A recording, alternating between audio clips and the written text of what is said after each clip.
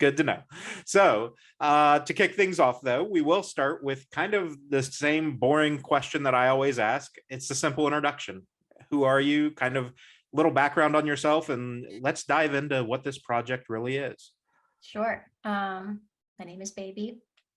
I started in music as a voiceover artist when I was really young, 3 years old, and was doing like educational songs and rhymes for children's dolls. Yeah. And then took piano lessons, started learning other instruments growing up, and then was in bands when I was a teenager. And then this is my second project.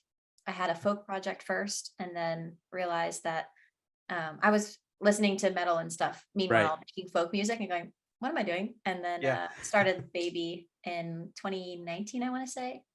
And yeah, so it's semi new. It feels very new to me, but when I think about the years, it's already been 4 years. That's crazy. But Well, I mean, it's been 4 years, but two of those were with COVID. So, two of those really kind of slow down the process and like shut very everything down. So it's like, yeah, I've been doing it 4 years, but I couldn't like right. be out there and ingrained in it. Right. That makes me feel a lot better because when I think of 4 years, I'm like, I haven't gotten as much done as I wanted to. So I totally forgot that that happened. How could Yeah. I? Yeah. Weird how that works, right? Yep. So it's interesting. I didn't know about your folk past. So let's talk a little bit about that. Creating this music, not to say that it was like disingenuous by any means, but to your point, listening to metal and kind of starting to question like, is this the authentic me? Like, what Mhm. was that kind of mindset for you? I think that's something that always I'm stressed out about because I feel like when I see artists evolve, my first guilty thought is like, are they doing this as like a selling out thing or whatever? But now being on the other end of it, I know that it doesn't have to be that route. It can be actually the opposite, finding what you were meant to do or whatever. That sounds cheesy, but like the sonic uh, realm that you were wanting to be in the whole time. I also listen to folk. I listen to everything. Right. Uh, but I think the whole time while I was making folk music, I was just like, I'm not having as much fun as I could be. I think it's fulfilling the songwriter part of me, but it's not like when I'm performing live, I'm not like having a blast or anything. Like I'm Right. playing banjo and stuff. So I was like, it could be more fun. And then going to Nashville for the first time for co-writes, which was just like for sync licensing, was for whatever that kind of pop realm. But I started seeing all of these other avenues that I could go down in these sessions and all the talented people I was working with. And um, then I went into pop. So I had like a little Right. bridge in between folk and metal, and that was like sync pop. And that was fun too. But then obviously now I'm here. So I just Yeah. started incorporating more and more guitar and real drums into sessions until I was like, oh, this is peak fun. That's all I care Right. about. It's like, how can I have the most fun? So Yeah, absolutely. And I think, for anyone that has never been through it or never seen it, the Nashville songwriting circles are insane as far as opening up creative doors and things like that. yes. Talk a little bit about that. Cause like, as strong of a songwriter as you may have felt, getting in the room with some of those people is kind of eye-opening and you go, wow, maybe I didn't know what I was doing yet.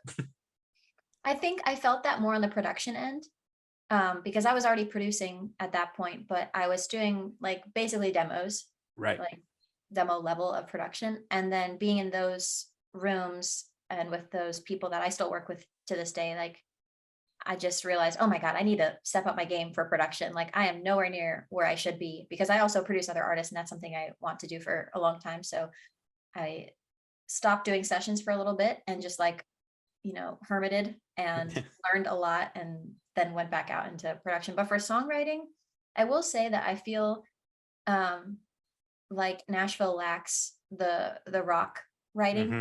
and Yeah. anything more left of center.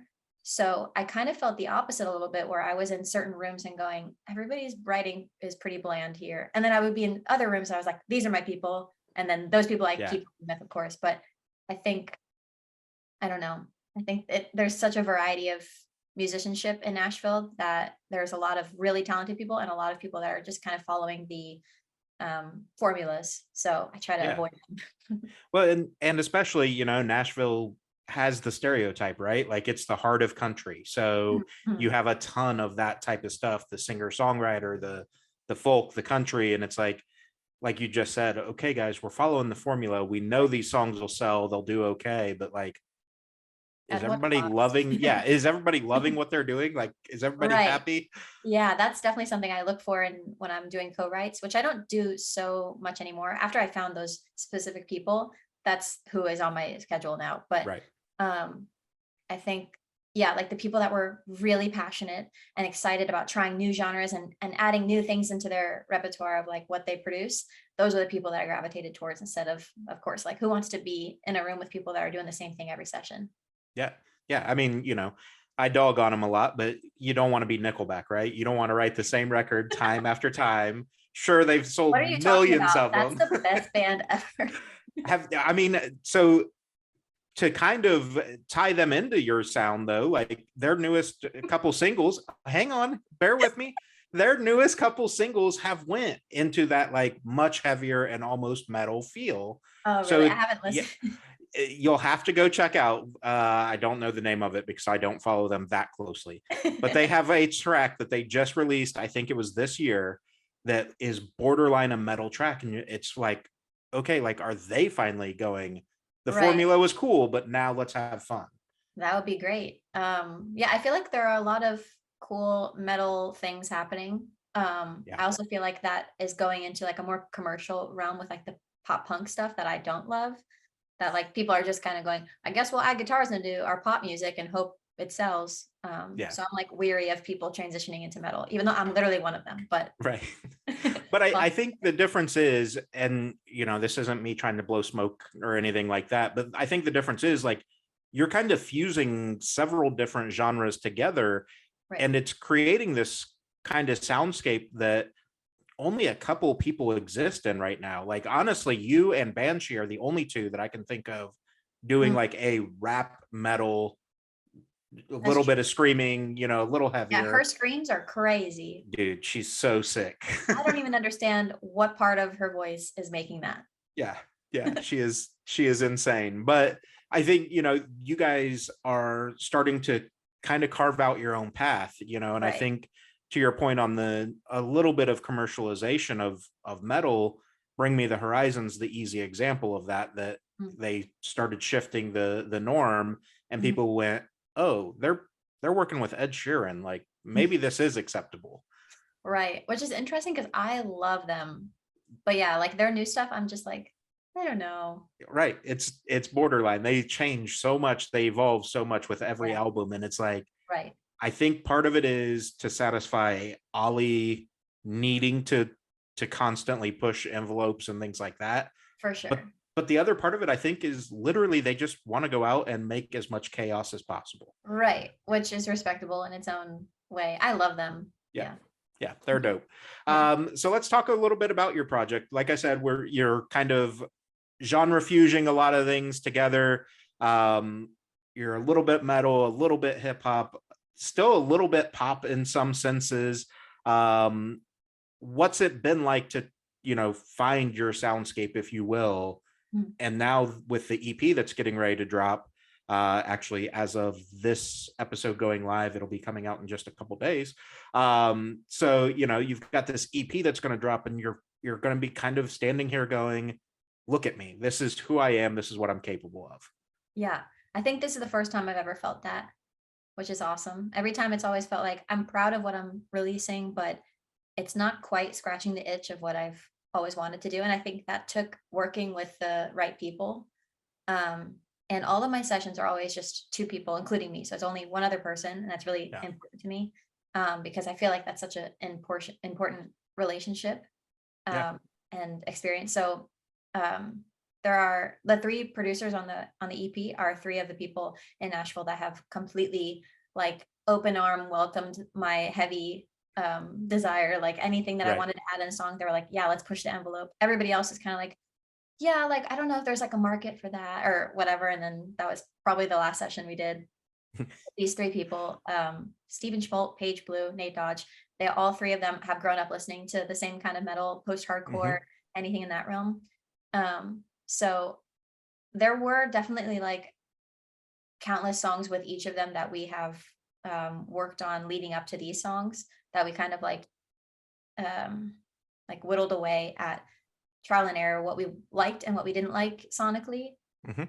and landed on this sound, which is like you're saying, like a complete fusion of things. Because I don't only listen to metal, only listen to rap. I listen to everything all at the same time. All of my playlists on my personal Spotify are absolute chaos. And I feel like a lot of people are like that. And Yeah. we don't want to just like be listening to something in the same box all the time. Um, so yeah, finding that balance of all of those genres and these songs and putting them together has just felt really awesome. Yeah. Yeah, and I think, you know, it makes me sound so old. I just turned 38, but this generation coming up in music, I do think it is allowing more of the genre fusion, and Mhm. you know, it's that recognition that so many people, you know, like I grew up saying, "Oh, I listen to everything," and I meant it. And but so many people like, "Oh, I listen to everything," and it's like, well, you listen to one radio station, like you don't really listen to everything. Yeah, But now I think there's so many people that like truly do right, listen to just about anything. Like right. even if it's not my favorite thing, I've definitely got songs on playlists that I'm like, it's great for a Yeah, workout or whatever. It's not what I'm going to sit down and just want to listen to all the right, time. right. It's like a whole thing with the singles world. Like everything is run by singles. So when you have a playlist of liked songs that are only singles, Hmm. then you're forced to use you have this entire genre. Then your Spotify like mixes and everything. I don't know. It's just like it's overwhelming how much is at our fingertips at all times, which is Yeah. awesome. But that's why I think this generation coming up is like they've heard everything. So when they go to start making music, they have every inspiration known to man. It's just really cool. Yeah.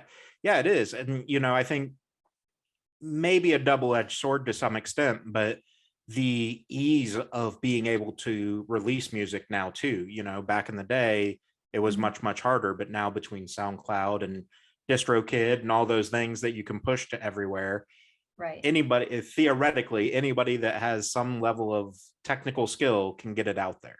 Right. And like sifting through that is a little challenging it, sometimes. it can be for sure. The stat that I saw is something like 60,000 songs per day get pushed to Spotify. Oh my God. So I yeah, hate that. yeah, sifting through that madness and trying to, you know, like on the one hand, it's as a listener, that's extremely daunting as well, like to find the Right. music that you want. But Right. as an artist, like, holy crap, how do I get I through the mean, noise? I wonder, I don't know how you would find this percentage, but what percentage of 60,000 are just like people that I don't know, like the profiles that you come across sometimes that are like these aren't even real people hardly. Right, Like right. I don't even know they have two streams and that's it. So I Yeah. wonder what percent is like actual like artist driven with socials and pushing projects, releasing music every day. That'd be if it were actual 60,000, I'd be so stressed out. Yeah. I highly doubt that it's that high. Yeah. I feel like a lot of it is probably exactly what you're saying. It's kind of like the spam social media accounts, right? Like Right. I don't really understand how that exists on Spotify, but it does. it has to. There's no Yeah. way that it can't. Or Yeah. it's just a bunch of kids that are like, you know, literal kids that are, oh, cool. I Yeah. made a Yeah. minute and 30 long Like song. I'm actual gonna put it out children. there. Like, yes, it's okay. You found a way, but Right, right, right. I'm um praying that that's a big percentage. yeah, I feel like it probably is. But I Right. think the cool thing too, even though the algorithm constantly changes, and to your point, like for the people like us that listen to so much different stuff, sometimes it's hard for the algorithm to like understand what we listen to or what Right. we're looking for. Mhm. But I think because people do listen to so much now, they are open to explore for more, if that makes sense. So like they're Right. going to go hunt down the right sound for them. For sure. Yeah, because you're aware that now you like this many genres. So there are X amount of artists in every genre. There's like it's overwhelming how much there is to discover. Yeah, for sure. So let's talk about the EP. Like I said, this episode's going to go live just before it drops. So you've got your EP called God's Favorite coming out. You're pushing the envelope sonically, a little bit visually and lyrically as well. What's this project mean to you? Um, it's a very broad question. I think it means a lot to me because it's my first EP. So I've always been very like overwhelmed by the idea of putting a collection of songs together because I write so many all the time. I'm excited about everything. I love writing, I love finishing songs. So I just have like an arsenal, and putting them in groups is like so stressful to me. Like Yeah. pick my favorite children basically. And it's just, Mhm. so I'm very like content with this track list, very happy with how it sounds all together and in order. Mhm. Hopefully people don't shuffle it. But yeah, I lyrically and sonically, like you're talking about, I wanted to do something that was just towing the line just enough, Mhm. without being like blatantly like in everybody's face. I think it's still artistic in that way. So I'm just very excited to see the reaction, see how Yeah. people like it. Yeah, for sure. And something that you said that I'm a big preacher of as well is at least the first couple times you listen to a new collection of songs, EP, album, whatever it is, don't skip around. Play Mhm, it front to back, like really absorb what this mhm. is. Yeah, I think that's like my biggest beef with streaming is that it's so it lends to shuffling. Like they, Mhm. I don't know, just every way the layout is on these apps wants you to shuffle. And I'm like, don't offer it. I feel like with every first release, your first listen through, that should be a feature on these apps that you have to go in order. Yeah. But Yeah, that would be dope. And I've said, like, regardless of if it's a true like conceptual album or anything, right? Like they're laid out in that order for a reason. Like people mhm, have spent hours upon hours in a yes, room to decide that this is how this right, works. right. Yeah. Yeah. It's What are you gonna almost do? it this is aggressive to say, but it's almost disrespectful to the artist to skip Right. around the first time that you listen. I just think it's like it's up to the listener, and the right kind of listeners will listen in order, and that's all we can Right. hope, you know. Yeah. Yeah, for sure. So let's break down some of these songs. One thing I don't really do anymore is because I've been doing music journalism forever now. I don't ask like you to tell the exact story about it because I don't want to take away any meaning or connection that people make to it. But Right. like crafting the songs and developing what the sound space is supposed to be. Obviously, you just dropped Father, Son, Holy Ghost not too long ago, and it's been taking off. Like for a newer release, like what is it about the sonic space that I don't have a great way to ask this question. Like, what made you feel comfortable with the content that you're doing? And I don't think it's offensive by any means. I just you all understand what I mean. What made you feel comfortable saying that I want to be this controversial with this type of content? You know what I mean? Um, that's a tricky question to answer because I feel like that's the general reaction that even like my close friends, when I show them the song when I finished it, they're like, "Are you sure? Like, is this what you want?" I didn't even second guess it. I finished the song and Right. I was like, "I love this. I'm stoked on it. I'm gonna put it out." And I think I'm a little bit fueled. Maybe it's like a dark thing, but I'm a little bit fueled by that. Yeah. That if someone listens to it and goes like, if I play a song for a friend and they're like, "That was really good," I'm like, "Trash that one." Like that is not the reaction. I didn't want a vanilla like, that was nice. Yeah. Yeah. So every time someone that I showed the song to, or any of the other ones, like the song Dinner for One, it's about cannibalism. So Hmm. everybody I showed it to, what like I literally did a focus group with my friends and they were like, why are you doing this? Like you have so many other songs. Like, are you sure you want to release a song with Dahmer in the line? And I was like, perfect. Thank you. I Yeah. got what I needed.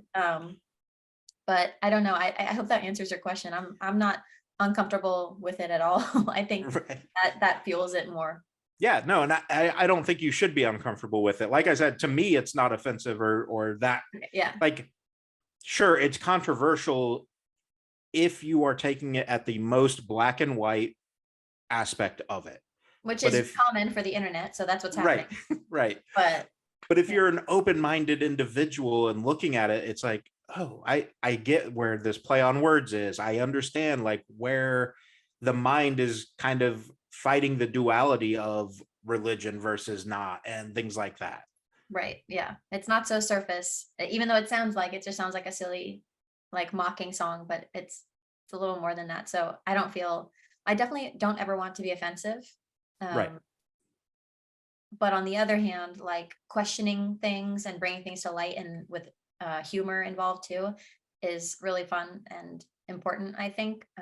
But yeah, like the kind of artists that are just like blatantly like cursing out, Right. whatever, I don't know. That's not really appealing. I like to be a little more tongue in cheek with it. And yeah, Yeah. Well, and like obviously you're not going for shock value or anything like that right. either. Like this is intentional in that, like, again, it's not a shock value thing of like, oh, I bet I could get a big reaction out of this. It's the Mhm. internet. I'm going to get a reaction no matter what I say.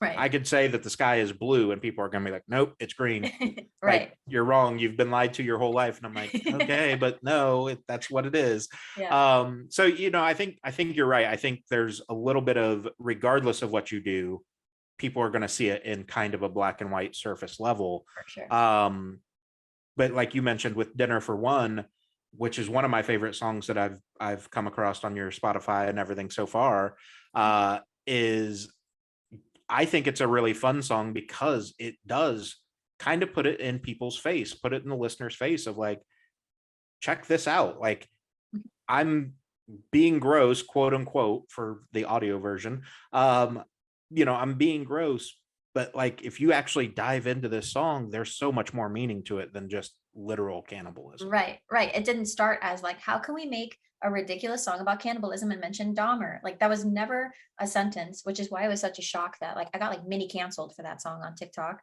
Yeah. But in the room writing it with Paige, we were just like we were caring about the melodies and the song structure and how the instrumentation felt.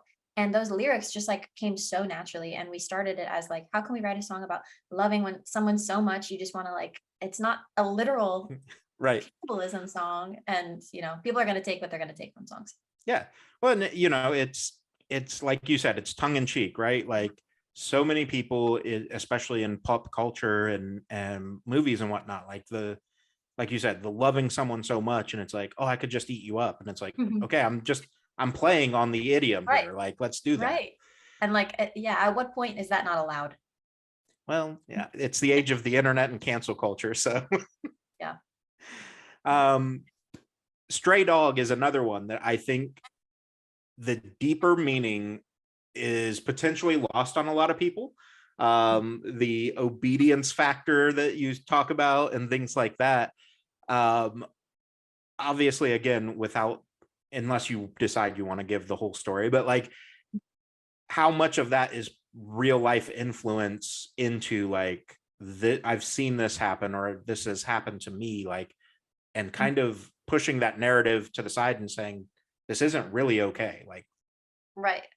Yeah. I mean, this was a personal experience of mine with someone else that it happened twice actually. Once before I wrote the song and once after. So it has like a new meaning to me now for someone else. But it's just the weird experience of like being interested in someone and seeing their past affect how they react to you and stuff like that, and how someone could be like so poorly treated in a past relationship, and then you're just like left to deal with that. And right.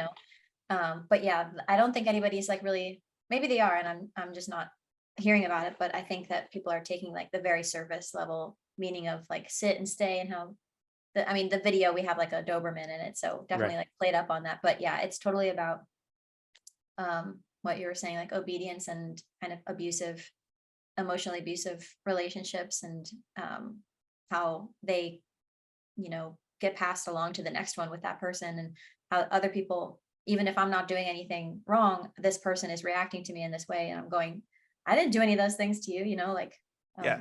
it's just a very interesting experience. Yeah, for sure. And I think, with the music video, the imagery I do think lends itself very well to it because, thinking about a stray dog that maybe has been physically abused or whatever, and like, Right, I just want to love you, and this dog cowers because I picked up my hand. right. Like, Yep, I'm not hitting exactly. you. I want to hug you. I want to pet you. Like, Yep, it's like the actual explanation of the phrase "who hurt you." Like, right. Yeah. yep. Yeah, for sure. Um, you have two songs I saw on your Instagram you haven't technically told anybody about yet, but with this coming out just before, the opening and closing tracks, we'll leave it at that unless you want to name drop them now. What do you think the intent was, I guess is how I'm going to put that, using the opening track the way that you are and the closing track the way that you are? Were they intentional bookends, I guess, is what I want to say for this story? Definitely. I don't know if you've been sent them, have you? I have not yet. Okay. The first one, it's called Yes Please. And it is like the most on the nose chorus I've ever written. And it's also the only song on the EP that I wrote and produced by myself. So I just thought it was a cool way to start the album. And it's just really a way to, sometimes I think like if someone were to check out my music, I'd send them like a more tame song and then ease them into it. And then Yeah. other times I'm like, why not just like throw them in the water? And Yep. so that's what I wanted to do with this first song. It is so blasphemous and I'm really excited about it. It was really fun to write, just because it's so like not even trying to be metaphoric. Once you hear it, you'll know Yeah. what I mean. And then the last song is called Love and War. Um, and it's I chose that to end the EP just because it's like a I don't know how to describe it, but it's a rock song. It's just rock song, period. It's just um I love the instrumentation on it. My buddy Nate Dodge produced it, and there's a lot of screaming in it, which I wanted to end the record with. Um, but it's not anything like offensive. There's no like lyrical play. I just was like in my feels that one day and wrote like just a rock love song. And I thought that would be an interesting way to start with like something blasphemous and have the record follow that way, and Yeah. then end with something that was just a little more like real. Yeah. And I think that that is a cool idea, because I think, for the three songs that have been released, if you listen to them in the correct order, it, whether it was intentional and planned as you wrote them, they kind of fit that flow this way as well, like moving through the story, even Mhm. though it's not a true conceptual album. Right. Yeah, definitely. There's a flow to it. Yeah.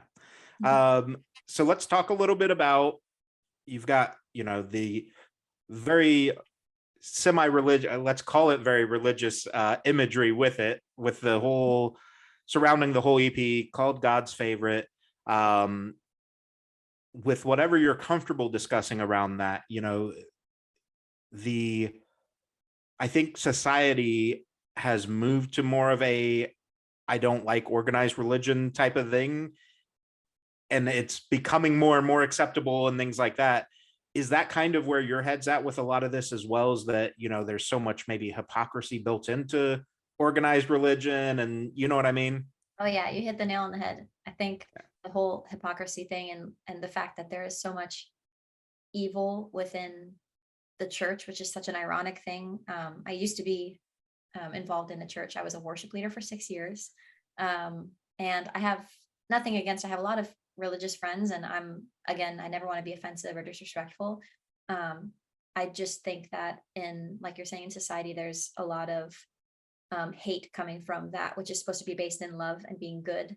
And Yeah. that's what made me interested in it in the first place so long ago, which was the concept of just being good, being a good human and loving everybody, because that's what I always strive to be, as everybody does. But yeah, seeing the inner workings of it, and just yeah, everything in the climate today is so insane, we all know. So it's just, Right. it seems like that keeps going back to anybody I see that's on the evil side, they're backing it up with religious quotes and Yes. religion in general. So I just wanted to touch on that with a humor spin.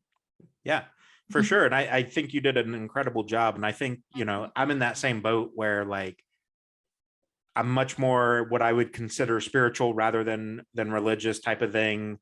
Mhm.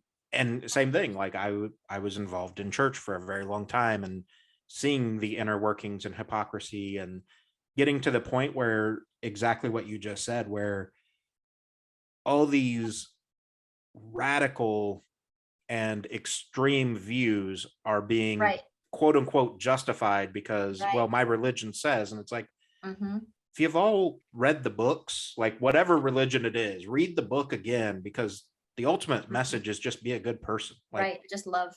right. It Yep. It's it all the extremists. You're exactly right. it blows my mind how crazy Yep. out of whack that has gotten over the years. But Hmm. um within that though, I do think it lends itself to a sort of humor. You know what I mean? Like it almost makes fun of itself at this point Right. because of how That was crazy what I it's was thinking. gotten. If they get to make fun of themselves in that way, I get to too. Right, right, for sure. Um, so let's talk a little bit about being God's favorite. Obviously, is the play on words, and then the imagery that you use throughout the videos. You've also kind of brought in not just like a humor to it and this satire of the religion. There's a little bit of a horror aspect in it. Where does that come from for you on this love for horror imagery and stations? You know? I think that's just like a selfish thing that I wanted to incorporate because I don't think there's any like actual connotation, like any tie with any. I just love horror movies. I love scary things. I'm obsessed with Halloween. Yeah. When I was a kid, I used to make horror movies. I would like put my hair in front of my I was a creepy kid. So all of those things and in film, especially anything that's like on the eerie, like uncomfortable side, Yeah. I love it so much. So finding people that want to have that vision as well with music videos is just like it's so awesome to me. Yeah, and that's exactly where I was going with that, is the cinematic qualities from horror that you've brought into the music videos. Like even if nobody knew that, oh, she's a horror fan, like if you're a fan and have seen horror movies, you're going to watch your videos and go, okay, I get this. Like Yeah. here's a little bit of like Wes Craven, here's a little bit of like M. Night Shyamalan type stuff or Mhm. whatever, and playing with different camera tricks and just even the coloration of a lot of things, right? Oh Like yeah. in Father, Son, Holy Ghost, you use a lot of blacks and reds and then Yeah. the stark white offsets for some things. And it's like, wow, okay, like I get what this is trying to do. Yeah. That makes me so happy that you said that. So I appreciate that. Yeah. I just really want to have music videos be more cinematic and interesting than like I feel like it's so easy for nowadays to just throw up a visualizer, or a lyric video, and it's what a lot of people are doing. And I'm obsessed with music videos. Yeah. Yeah. Well, and I think they've obviously COVID adjusted this a little bit as well, but I think the shift was already moving to where like people, and it is expensive to make music videos. Obviously, you can, you know, go down that road, but so many bands and artists, I think, started taking the cop out of, oh, let's just put up a performance video because Yep. the three of us can go hang out in a abandoned warehouse and just play a song. Like, Hmm. okay, but there's no fun to that. Right. Yeah. I think that art is being lost in it a little bit. Like I think TikTok has taught people in a way that like the easiest, most DIY, any old thing can blow up. So there's no use in putting effort into art anymore, which I agree. Everything could be DIY. My videos are on the DIY side for sure. Yeah. But I still think that there's a way to make them look more intentional. Like I planned these videos for months. Like I put so much effort into doing the shot list and doing everything and working with the people that are shooting them, and they put in so much effort. So it's just like I think, not to toot my own horn, I mean this for any artist that does like a quality music video. I think it shows if you put Yeah. effort in, or if you're just like, let's throw something together in a week or whatever and see what happens. Yeah. Um, I, yeah. I think you're absolutely right. The band, they're called Rain City Drive now. They were formerly known as Slaves before Wait, they I switched Rain City Drive. lead That sounds singers. familiar. Uh, they've got they've got two new albums with the new lead singer. His name is Matt McAndrew. He was on either The Voice or one of the singing competitions. Anyway, they have a song called like Talk to a Friend, and it's about Okay. mental health and all that. Yep. Yeah. Okay. Yep.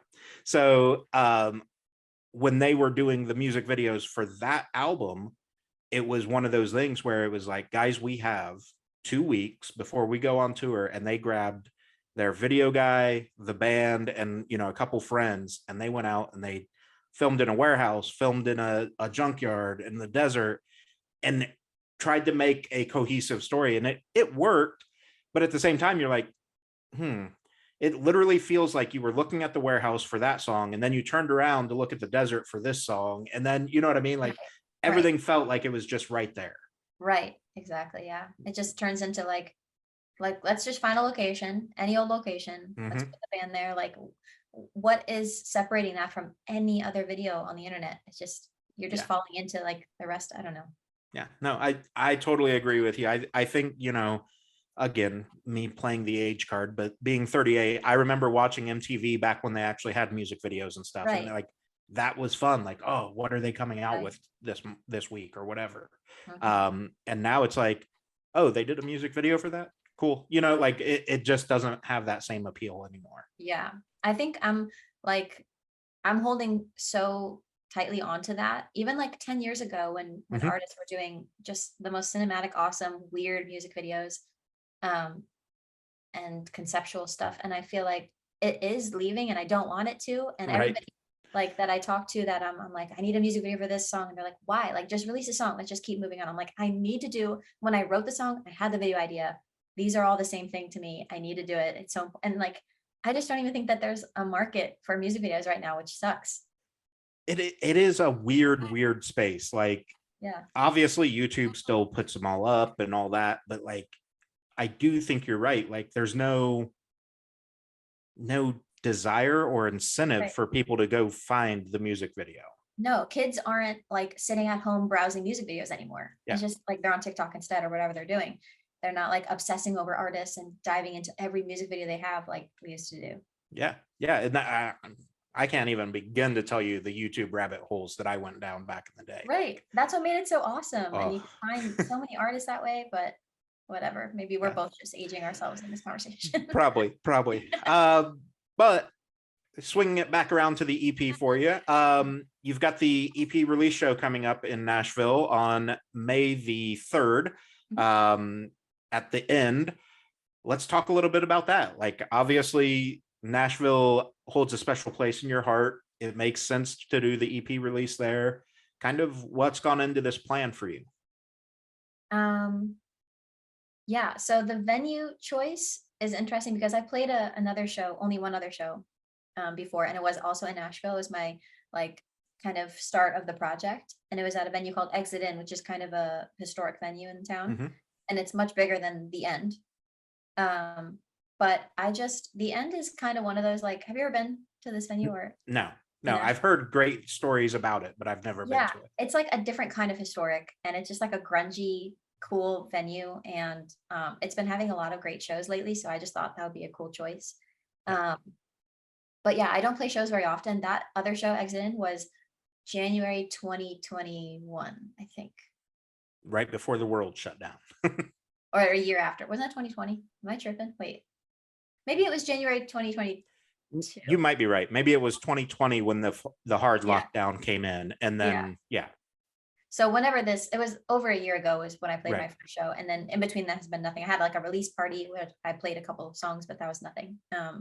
So I'm really, really excited. I'm just really precious about shows. I plan for them also like months and months and months going into it. And like, I just put a lot of effort into them. Yeah. So I'm really, really excited. Well, and I think, that says a lot about you as an artist too, because I mean, obviously we all want as many live shows as possible and things like that. But just like what we were just saying on music videos, like I think live shows have changed a lot over the last few years too, where there's not as much effort in stage Yeah, presence and stuff. It's like, cool, we're here to just play tonight. And it's like, okay, right. guys, but hit me with lighting, do something like Yeah. costumes, something. Yes, absolutely. And there's like hardly any of that in Nashville because of the plethora of musicians. And it's just, they all think that you should play 3 times a month or whatever. Like all of my friends and everybody, not to talk down on them and all, I couldn't even do that. I couldn't keep up with that. I don't even know how Right. they do that. But yeah, why tour within your own city? Like I want to tour. Trust me, that's all I want to do is play shows. But I want to be uh tactical about it. I don't know if Yeah, that's what I'm a looking little for, more but strategic with it. And right. Yeah, yeah, that was the word I was looking for. yeah, So, yeah, like the lineup for this show, every single lineup in Nashville is just kind of the same rounds of bands that open up for each other and then they'll switch because the other one will headline and then they'll switch back. And it's just like right. I've seen all of these bands so many times and I'm toast. I can't do it anymore. I also don't even love live music personally. I don't like standing there. My feet hurt, my back hurts. Like I don't go to shows a lot for a lot of reasons. Right. So for this one, when we were talking about who to have open or anything like that, I was like, I can't think of anybody. I can't think of anybody that's first of all like in anything in my wheelhouse, like my realm, and one that doesn't play 3 shows a month. Yeah. So instead, I wanted a choir. So that's who's opening the show. It's just me and a choir. Yeah. And that should be super dope. And I think I'm definitely in the same boat as you. Like I go to a lot of shows because of this job and doing concert photography and things Oh like my that. gosh. Yeah. But I'm the same way. Like there's a meme that I send to a group of my friends every single time it pops up, and it's this guy just standing off on the side, and it's like, "Dear band, it's not that I don't love your music; it's that I'm in my 30s and I can't do this anymore." Like, Yeah. that's exactly how I feel. And when every show is like what you're saying, people aren't putting that much effort into them. It's just if the show's not interesting and now you're standing there and you bought a ticket and you're just like, I don't know, it's not like how it was before when everything is so captivating Yeah. and like production level is like through the roof. Like I haven't seen a show like that in ages. Honestly, like the one that comes to mind for me is In This Moment. They do an incredible set, Oh, and cool. I haven't seen they, them. I want to. you'll at least look up YouTube live videos of them, because like Maria goes insane with designing all of this stuff, and there's costume changes and then all this fun stuff. And they did a tour through Indiana. It's been a few years back, but they had New Year's Day open for them, and then Ash came out with Maria for a song, and it was just so cool to see like this real theatrical vision come to life. And then literally like 2 nights later I shot a different band, and I'm like, okay, way to just have red lights and stand in front of your mic, like at Right. least run around the stage or do something. It's like such a privilege and an honor to play a show, I think. And to Yeah, do it like that is like such a disservice. It's you have people in front of you paying to see you perform these songs. It should be phenomenal every time. yeah, for sure. Let's talk a little bit about, as we kind of move towards the end to wrap up here, talk a little bit about, you mentioned it at the beginning, the madness that is your playlists. Who are some artists that aren't getting the love that they deserve, that are like right on the Ooh. cusp? You know what I mean? Like if they Yeah, I gotta just open up my got that Spotify. spot, I do the same thing. Yeah. If I don't have my Spotify in front of me, I can't tell you one artist I've ever liked. Right? Um, so wait, your question was that someone that's maybe underrated? Yeah. Yeah. Who Okay. you view as underrated, at least. Okay. Oh boy. I am especially all over the place right now. All I've been listening to for the past like 3 months is Imogen Heap, but But how incredible is she? So the thing amazing. is, like, the amount of songs that she has, the career that she's had, but she is still one of those artists that if you name her in a group of people, you're gonna have like one person that's like, oh, I've heard Right. And one they've only song from heard her. like hide and seek. Yeah. Yeah. It blows my mind. I only honestly, I'm not going to try to sound like I've known her for forever. I just discovered her like 6 months ago. And because I've known hide and seek and I don't even like that song. So I Right. wrote her off as a musician. Because there's like no instrumentation in that besides vocoder. So it didn't appeal to me. And what a shame that that's her like hit song. Because if I had heard Good Night and Go like 10 years ago, that would have altered the course of my life. Yeah. That album, Speak for Yourself, is one of the best albums I've ever heard in my entire life. Yes. Yeah, Yes. it's 100% crazy agree. that I mean, it's kind of cool though. I saw someone using her song on TikTok recently and I was like, don't do this. Do not blow up Imogen Heap on TikTok. Don't ruin this. But at the same time, I mean, we saw what it did for Bad Omens and Pierce the Veil, so maybe, but Yeah. Yeah, I that don't is know. cool that Pierce the Veil is having like a second. Yeah, they got their kind of second wind. Dayseeker's been blowing up lately as well. Like Yeah. And there's Spirit Box and stuff like Spirit that. Box. Yeah. Yeah. Courtney's voice is another one that, like, how that woman does the stuff that she does, I Right? don't get it. She's amazing. I'm looking through, there are some rappers that I think need to be completely mainstream and blow up. Like there's one called IDK, Hmm. AG Club. Gosh, who else? I think Breakins is already blown up, but Yeah, I think it's weird for him, right? Like, I know who he is. I forget how I stumbled upon him, some, random Spotify algorithm thing or right. whatever. But he was same thing for me. Like, I just discovered him a couple months ago and I started diving into stuff and I'm like, how is this dude not more popular? What is Yeah. going on? He is popping off on TikTok, so I hope he becomes massive. He's so talented. Yeah. Yeah. Yeah. All of my stuff, other than that, it's all indie. So I don't know. It's like Leith Ross, I think is how you say their name. Dora Jar. Yeah. Yeah. A lot of random things all in the same playlist. So I just press shuffle and Mhm. I never like have a problem. I don't know. I'm always, even if I'm in like a rap mood and Imogen Heap comes on, I'm like, that's cool. Yeah.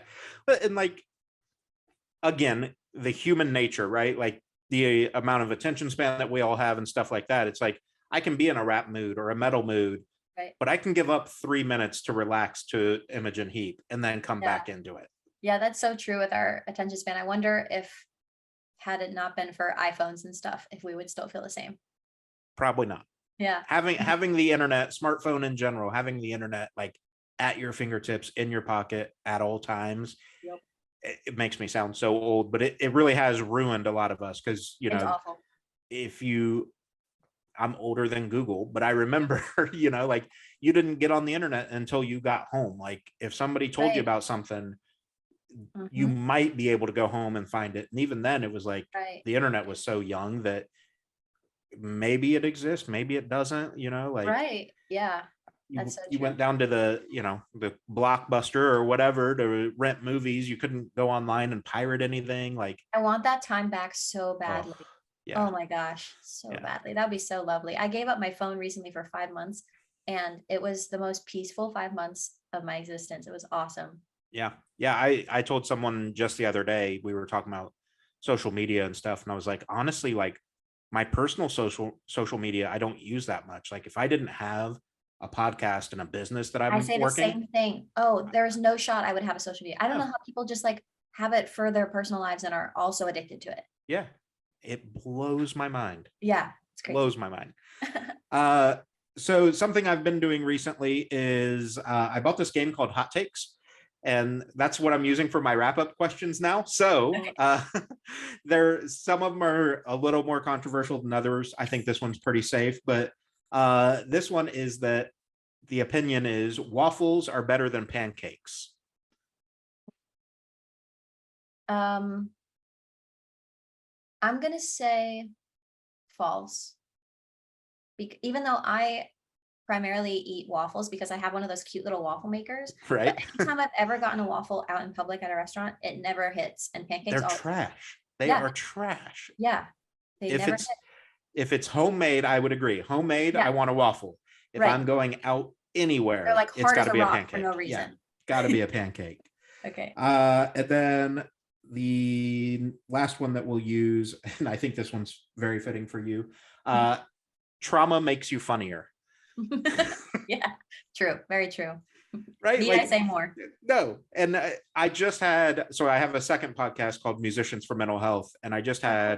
had Emmy Mack from the band Red Hook. They're an Australian alt metal pop punk. They fit in a bunch of different boxes as well, but we were kind of talking about that. She's, thank God, a sexual abuse survivor, and but we were talking about how like we're having this very heavy conversation, but her and I are both making each other laugh throughout it because it's like we know dark humor is what's going to help heal For sure. and It's a keep, coping thing, but it works. yeah, and it keeps it just light enough that it's like, okay, I can continue to talk about this thing because Right. it's at least a little bit funny the way that we're talking about it, Right. Right. not that sexual abuse is funny at all, but Right. No, I it got you. I got you. it's You're not going to get definitely, canceled for saying that. yeah, if I do, I do, whatever. But no, I do think that it is a weird thing. There was a meme that I saw a while back that kills me, and it was you never realize how traumatic or dark your story is until you tell it to someone thinking that you're being funny. And Right. then they look at you like, are you okay? And it's like, Yeah. Wow, whoops. that's so true. Yeah. Very true.